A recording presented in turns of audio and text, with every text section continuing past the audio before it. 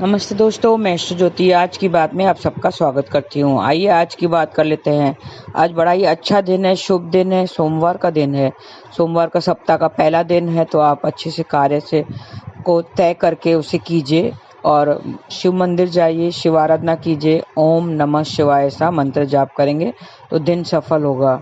मैं वास्तु से शुरू करती हूँ। आज की खास बात ले लेंगे और कृष्ण कथा में थोड़े से ज्ञान की बातें करेंगे, तो अंत तक बने रहिए और लाभ उठाइए।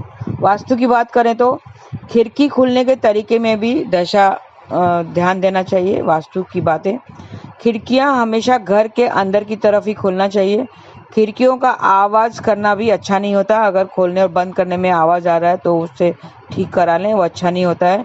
इसका असर घर की सुख शांति पर पड़ता है। तो ये थी वास्तु की बातें। अब योग और तिथि की बात कर लेते हैं। तृतीया तिथि आज रात 11:25 तक रहेगी। आज दोपहर पहले 11:40 तक शोभन योग रहेगा। शुभ कार्य और यात्रा पर जाने के लिए शोभन योग बड़ा उत्तम है। शोभन योग में शुरू की गई यात्रा मंगलमय एवं सुखद रहती है। आज सुबह 8:04 से कल सुबह 9:45 तक रवि योग रहेगा। रवि योग में किया गया कार्य जरूर सफल होता है। इसमें कोई भी कार्य करेंगे तो सफलता अवश्य मिलती है। सूर्य की ऊर्जा से भरपूर होने के कारण इसमें काम बिगड़ते नहीं हैं। ये कुयोगों को, अनिष्ट शक्तियों को नष्ट करने की क्षमता रखता है। रवि योग में किसी भी प्रकार के शुभ काम संपन्न कर ले सकते हैं। तो इसके लिए आपको सूर्य को अर्घ देना होगा। जल्दी नहा धोकर स्वच्छ कपड़े पहनकर सूर्य को देखकर अर्घ दें और ओम घृणी सूर्याय नमः ऐसा बोलते हुए जल देना चाहिए। फिर उसके बाद में 3 बार गायत्री मंत्र का जाप जरूर करें, तो आपको ऊर्जा मिलेंगी। और आज ज्येष्ठ नक्षत्र है। आज सुबह 8:04 के बाद ज्येष्ठ नक्षत्र लग गया है। उसे नक्षत्र 9 श्रृंखला में 3 श्रृंखलाओं में बटे हुए हैं। तो दूसरी श्रृंखला का आखिरी नक्षत्र यानी 18वां नक्षत्र है ज्येष्ठ नक्षत्र। तावीज को इसका प्रतीक चिन्ह माना जाता है। तावीज क्यों पहनते हैं? नेगेटिविटी से अपनी रक्षा के लिए पहनते हैं। तो ज्येष्ठ नक्षत्र की राशि वृश्चिक है और इसका पेड़ चीड़ है। तो आज चीड़ के पेड़ को नमस्कार करें, उसकी पूजा करनी चाहिए। उसे किसी प्रकार का नुकसान नहीं पहुंचाना चाहिए। आइए थोड़े से उपाय जान लेते हैं। आज सोमवार के निमित्त उपाय कर लेंगे। इंटरव्यू में सफलता पाने के लिए घर से निकलते समय दर्पण देखकर अवश्य जाएं। अगर आप जा रहे हैं बाहर तो दर्पण देखकर यानी आईना देखकर जरूर जाएं। मन ही मन भगवान शिव से प्रार्थना भी करें। नया काम शुरू करने से पहले अपने पास 2 सफ़ेद फूल रखें और काम होने के बाद फूल बहते हुए पानी में प्रवाहित कर दें, तो व्यापार में सफलता मिलेगी। और अनबन हो रही है किसी से, उसको दूर करने के लिए क्या उपाय करना है? मंदिर में भगवान शिव जी की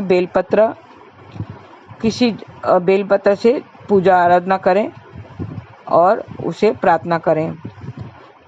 किसी जरूरतमंद को 1 कटोरा चावल दान करें। आर्थिक लाभ लेने के लिए कुश या कंबल के आसन पर बैठकर मंत्र का जाप करें। तुलसी या रुद्राक्ष के बनी माला से आप जाप कर सकते हैं। ओम ऐं ह्रीं सोमाय नमः, ओम ऐं ह्रीं सोमाय नमः ऐसा आपको जाप करना है, तो आपको लाभ मिलेगा। और उलझने कम करने के लिए स्नान करके तुलसी के पौधे की 11 परिक्रमा करें, तो आपको सारी उलझन कम हो जाएगी।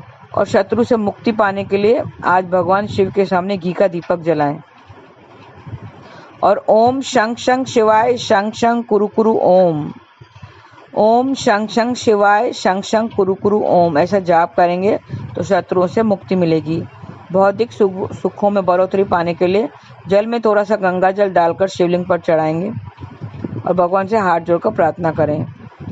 और परेशानियों का हल निकालने के लिए जल में कुछ बूंद दूध मिलाकर शिवलिंग पर अर्पित करें। 11 बेलपत्र पर चंदन से ओम लिखकर शिवलिंग पर चढ़ाएंगे तो आपकी परेशानियों का हल निकल आएगा। और आमदनी को बढ़ाने के लिए क्या उपाय करना चाहिए? आज के दिन शिवलिंग पर दूध अर्पित करें।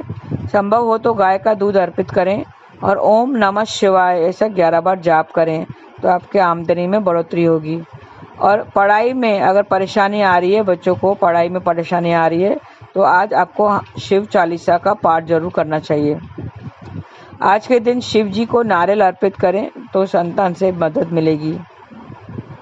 तो ये थे छोटे से उपाय। शिव जी के मंदिर जाइए, ओम नमः शिवाय वो मंत्र है, वो जाप कीजिए बैठकर। आप जल में दूध डालकर चढ़ा सकते हैं, गंगा जल डालकर चढ़ा सकते हैं, तो आपकी सारी मनोकामनाएं पूर्ण होगी।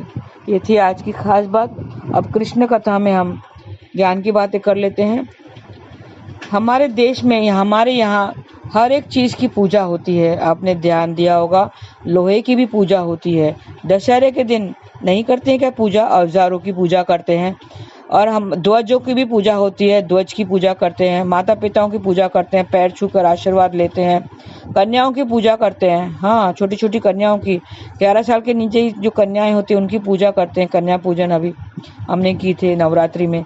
गौ माता की भी पूजा होती है। इतना तक के धरती माता की भी पूजा करते हैं। हाँ, धरती माता की भी पूजा करनी चाहिए। रोज सुबह उठकर धरती माता को छूकर प्रणाम करें और उससे आशीर्वाद लें और दिन सफल होने की पूजा करें।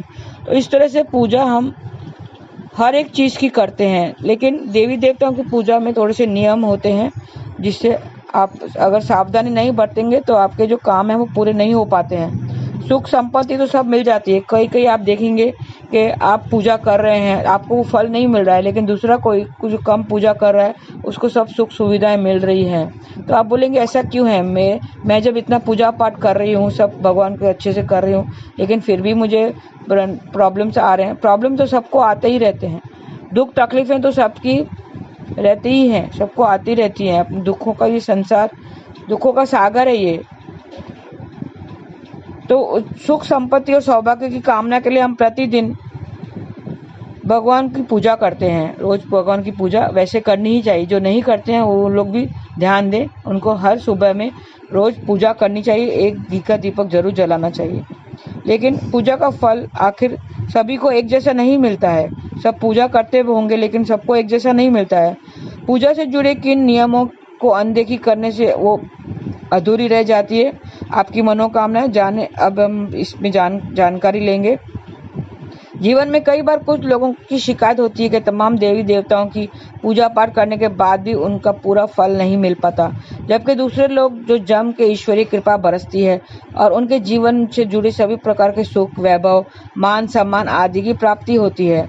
यदि आपके साथ भी ऐसा कुछ हो रहा है तो और बहुत नियम संयम से आप पूजा करने के बाद भी आपको ईश्वरीय वरदान नहीं मिल पा रहा है और आपकी मनोकामनाएं अधूरी रह जाती हैं, पूरी नहीं हो पाती हैं, तो हिंदू धर्म में की जाने वाली पूजा से जुड़े कई नियमों का हमें पालन करना होगा, जिससे जानने बहुत ज़रूरी है। क्या नियम है जान लेते हैं एक एक करके। सबसे पहली बात है कि हिंदू धर्म में प्रथम पूजनीय माने जाने वाले भगवान श्री गणेश जी की पूजा की, जिसकी घर में मूर्ति हमेशा विषम संख्या में यानी 3, 5, 7 आदि होनी चाहिए। यदि आपके पास गणपति की कोई मूर्ति या तस्वीर नहीं है तो आप पूजा की सोपारी को मौली से लपेटकर गणपति बनाकर उसकी पूजा कर सकते हैं, लेकिन गणपति की पूजा अवश्य करें। हिंदू धर्म में पंचदेवों की पूजा अति आवश्यक मानी गई है, जिसमें रिद्धि सिद्धि के दाता भगवान श्री गणेश, देवों के देव महादेव, जगत के पालनहार भगवान विष्णु, प्रत्यक्ष देवता भगवान सूर्य और देवी दुर्गा इसमें शामिल है। ऐसे में अपनी मनोकामना को पूर्ण करने के लिए पंचदेव की पूजा करना कभी न भूलें। हिंदू धर्म में देवी देवताओं की पूजा के लिए उत्तर पूर्व यानी ईशान कोण को सबसे उत्तम या शुभ माना गया है।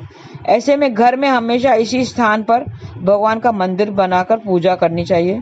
हिंदू धर्म में किसी भी देवी देवता की पूजा में दिशाओं का बहुत महत्व होता है।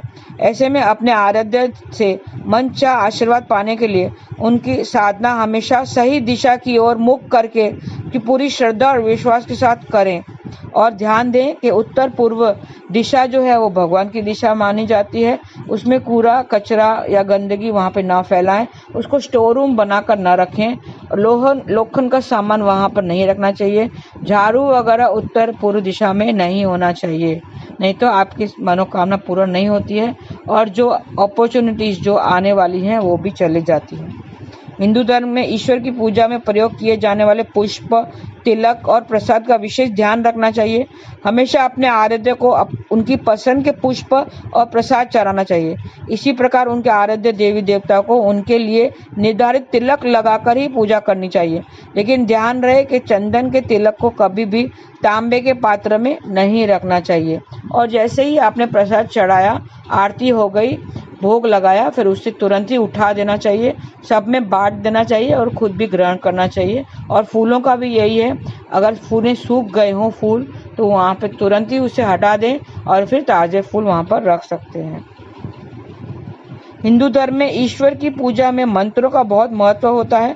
मंत्रों के द्वारा अपने आराध्य से मनचाहा वरदान पाने के लिए हमेशा उचित माला से जप करें। जप के लिए हमेशा एक अलग माला रखना चाहिए और भूलकर भी गले में पहने जाने वाली माला से मंत्र नहीं करना चाहिए, मंत्र जाप नहीं करना चाहिए। मंत्र जाप करते समय गोमुखी का प्रयोग करें ताकि माला किसी को न दिखाई दे। और मंत्र का सही उच्चारण भी बहुत जरूरी है। मंत्र का सही उच्चारण करने से ही आपको सही फल, शुभ फल मिलता है। हिंदू धर्म के अनुसार किसी भी देवी देवता की पूजा हमेशा स्वच्छ एवं पवित्र स्थान पर तन और मन से पवित्र होकर ही करना चाहिए, मतलब नहा धोकर करना चाहिए। पूजा पाठ ऐसे बगैर नहाए नहीं करना चाहिए, नहीं तो उल्टा पाप लगता है। पूजा करने के लिए हमेशा उचित आसन का प्रयोग करना चाहिए और उस पर बैठकर कोई अन्य कार्य जैसे भोजन आदि नहीं करना चाहिए। देवी देवताओं की पूजा करने के बाद आसन के नीचे 2 बूंद जल गिराकर उसे माथे पर लगाना चाहिए और उसके बाद उस आसन को सही तरीके से एक उचित स्थान पर रखना चाहिए। और ध्यान रखें, मन और तन दोनों पवित्र होना चाहिए। तन तो हम स्वच्छ कपड़े पहनना चाहिए हमेशा। अगर अनुष्ठान की पूजा आप कर रहे हैं साल में एक बार, तो उससे नए वस्त्र पहनकर ही करें। हो सके तो कुर्ता पजामा होना चाहिए, सफ़ेद रंग का होना चाहिए और हमेशा सर को ढका हुआ होना चाहिए। आजकल देखा गया है लड़कियां भी चुनरी नहीं ओढ़ती हैं। ये सर ढकना बहुत ज़रूरी माना गया है। ये शास्त्रों में लिखा गया है कि जो भी नेगेटिविटी आती है वो सबसे पहले बालों के थ्रू ही आती है। आपने देखा होगा तंत्र मंत्र करने वाले लोग बाल का एक छोटा सा हिस्सा लेकर वो तंत्र मंत्र का प्रयोग करते हैं और उससे वो बालों के उसमें नेगेटिविटी बहुत जल्दी पकड़ लेती है। तो इसके लिए बालों को हमेशा ढक कर रखना चाहिए। आप बोलेंगे कि आप क्या ढके अनुसी बात कर रहे हैं। आप आजकल के जो यंगस्टर्स हैं वो आजकल चुन्नी भी नहीं पहनते हैं, स्कार्फ भी नहीं पहनते हैं, तो ऐसा ना करें। पूजा में बैठते समय खास करके अपना सर ढककर रहना चाहिए या जेंट्स लोग को रुमाल, सफ़ेद रुमाल पहनकर ही पूजा में बैठना चाहिए और ध्यान से जो भी पूजा हो रही है उसको समझें और उसको ग्रहण करना चाहिए। हिंदू धर्म में ईश्वर की पूजा में अंत में आरती का विधान है। मान्यता है कि किसी देवी देवताओं की पूजा में की गई कोई भी भूल या त्रुटि आरती करने से दूर हो जाती है और साधक को ईश्वरीय साधना का पूरा फल प्राप्त होता है। ऐसे में देवी देवताओं की पूजा करने के बाद उसकी आरती करना कभी न भूलें। आरती को हमेशा अपने आराध्य के चरणों में की तरफ 4 बार, नाभि की तरफ 2 बार और आखिरी में 1 बार मुख की तरफ घुमाकर दिखाना चाहिए। क्या करना चाहिए? आरती जब पूरी हो जाए तो 4 बार चरणों में और 2 बार नाभि की तरफ और 1 बार मुख की तरफ घुमाना चाहिए, दिखाना चाहिए। आरती करने के बाद उस पर जल फेरकर दोनों हाथों से उसे ग्रहण करना चाहिए। और ऐसी ये पूजा के नियम है, थोड़े से आप ध्यान देकर करेंगे। अगर आप कर रहे हैं पूजा तो आप नियमानुसार पूजा कीजिए, क्योंकि बिगैर नियम के आप पूजा करेंगे पूजा का फल आपको नहीं मिल पाता है। तो आप बोलेंगे कि मैं इतनी पूजा पाठ करती हूँ तो भी मुझे फल नहीं मिल पाता है, तो कोई कारण होगा जिसकी वजह से आप नहीं कर पा रहे। तो आप पूजा करें और पूजा करना ज़रूरी हो गया है। ऐसा नहीं लोग काम तो करते हैं लेकिन पूजा करने का समय नहीं मिलता है। खैर मंदिर जाने का टाइम नहीं मिलता है वो तो सोच सकते हैं, लेकिन घर में आप नहा धोकर जब तैयार हो जाएं तो एक दिया आप भगवान की तरफ जरूर जलाएं, हाथ जोड़कर प्रणाम करें और आपका दिन सफल हो ये प्रार्थना करते हुए फिर घर से बाहर निकलें। तो ऐसा करके आप पूजा करेंगे तो आपकी जो भी मनोकामनाएं हैं वो पूर्ण होगी। और नाम जाप करना चाहिए। मैंने बोला तो मंत्र, एक महामंत्र आपको जरूर करना चाहिए, हरे कृष्णा कृष्ण कृष्ण हरे हरे, हरे राम राम राम हरे हरे। ऐसा करेंगे तो आपको सब आपकी मनोकामना पूर्ण होगी और अंत में मोक्ष की प्राप्ति होगी। आज के लिए बस इतना ही। धन्यवाद। आपका दिन शुभ रहे। हरे कृष्णा।